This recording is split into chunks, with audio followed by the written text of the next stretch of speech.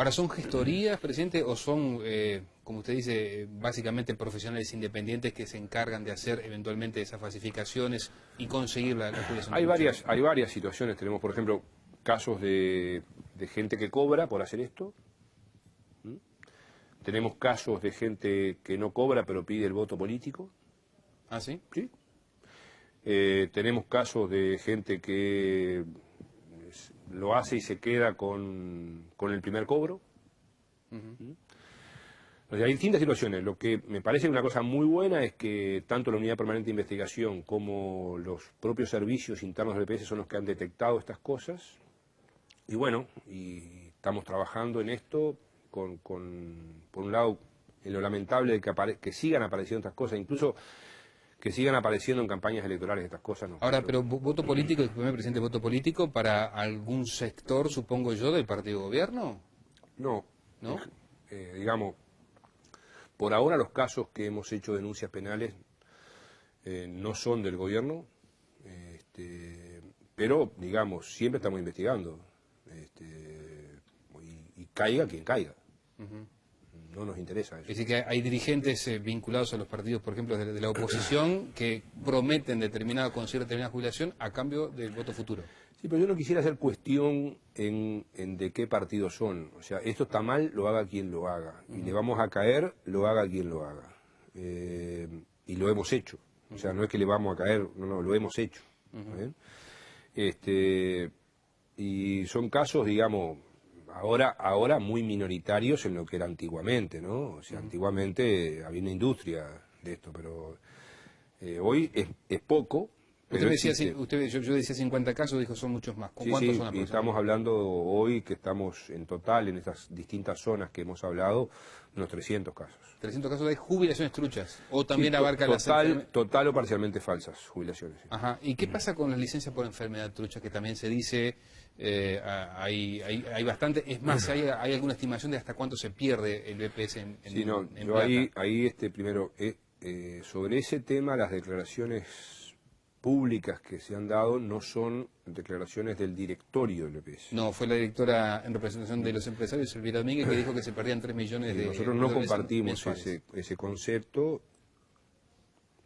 Cada director, felizmente, tiene el derecho de opinar, y yo creo que esto es bueno, que haya una libertad de opinión en ese sentido, pero no, el directorio en su gran mayoría no comparte estas afirmaciones.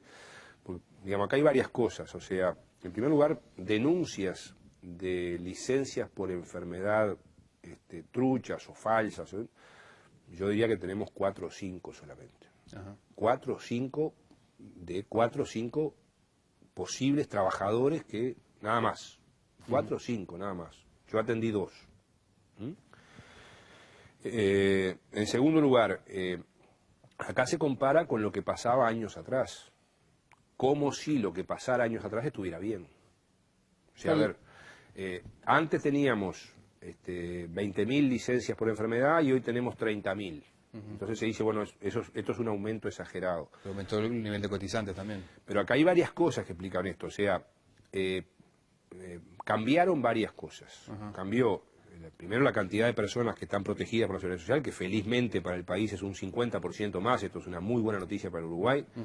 Tenemos un 50% más de cotizantes en 7 años y esto es la mejor noticia para el Uruguay.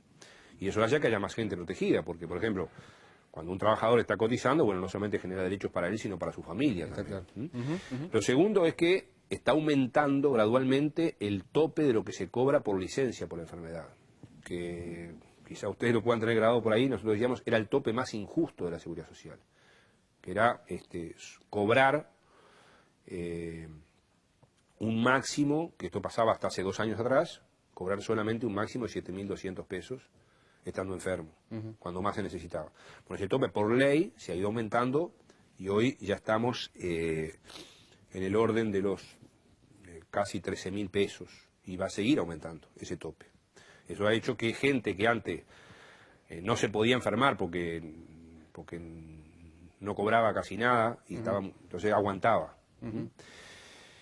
Lo otro es que también recibimos la incorporación de unos 60.000 personas de las cajas de auxilio en julio del año pasado. Y ahí nos apareció también un dato de que la proporción de personas enfermas con licencia por enfermedad en las cajas de auxilio era mayor a la proporción del EPS. Entonces eso nos aumentó también en su momento este tema. Por tanto, es cierto que ha aumentado, pero para nosotros no es un tema grave y no estamos diciendo que el EPS pierda por eso, no. Acá hay que seguir controlando, estamos ahora a la espera de hacer un acuerdo con el Fondo Nacional de Recursos para que nos haga una auditoría de este sistema. El Fondo Nacional de Recursos está habilitado desde la ley de rendición de cuentas del año pasado para hacerlo, antes no estaba habilitado. Nosotros incluso habíamos llamado una licitación para hacer una auditoría, tuvimos que declarar desierta porque los que se presentaron no cumplían las condiciones. O sea, estamos en camino de seguir aumentando los controles en este camino, pero reitero, no compartimos el tema de que esto haya tenido un aumento tan exagerado como se ha dicho. El punto es que se decía que hace 2 años el EPS dejó de homologar esas certificaciones médicas y por tanto a partir de ese episodio se notó un crecimiento importante. Sí, pero ahí también hay otra cuestión que faltó en esa información que se dio, y es que esto es solo Montevideo, porque en el interior siempre certificaron las mutualistas. O sea, lo que se cambió de que ahora la certificación se hace en los prestadores de salud, en general las mutualistas, aunque también lo puede hacer ACE o los seguros privados integrales, es solo en Montevideo. En el interior siempre lo hicieron las mutualistas. O sea, quiero decir esto, por ejemplo, en el sector público los hacen los propios médicos del sector público. Por tanto, este es un tema bastante más acotado que lo que se planteó.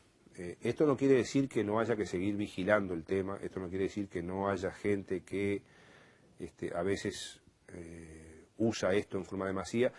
También hay que analizar esto en función de la coyuntura laboral que tenemos en el país. En Uruguay y en el mundo, con las bajas tasas de desempleo que tenemos, del 5, 6, 7%, es más normal que aumenten las licencias por enfermedad. Cuando las tasas de desempleo son mayores, del 15, 20%, la gente que está enferma trata de ir a trabajar aunque sea enferma porque si no puede perder el trabajo. Entonces, en el mundo y en Uruguay las estadísticas muestran que las licencias por enfermedad aumentan cuando las tasas de desempleo, o sea, la cantidad de desocupados es baja.